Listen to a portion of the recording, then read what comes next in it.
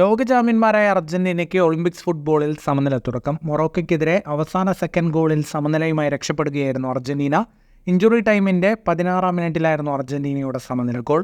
90 മിനിറ്റും കഴിഞ്ഞ് referee 15 minute അധിക സമയം അനുവദിച്ചതിൻ്റെ അമ്പരപ്പിലാണ് മൊറോക്കയും ഫുട്ബോൾ ലോകവും.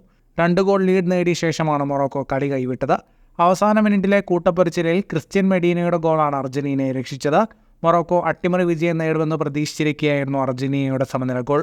ആദ്യ പകുതിയിൽ സൊഫീനെ റഹീമിയുടെ ഗോളിന് മൊറോക്കോ മുന്നിട്ട് നിന്നു. രണ്ടാം പകുതിയുടെ തുടക്കത്തിൽ സൊഫീനെ 2ാം ഗോളും നേടി.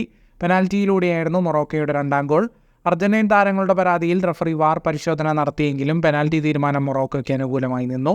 68-ാം മിനിറ്റിലായിരുന്നു അർജന്റീനയുടെ ആദ്യ മറുപടി ഗോൾ. ഗിലിയാന സിമിയോണിയായിരുന്നു സ്കോറർ. മൊറോക്കൻ താരങ്ങൾ ഓഫ്സൈഡിനായി വാദിച്ചെങ്കിലും രക്ഷയുണ്ടായില്ല.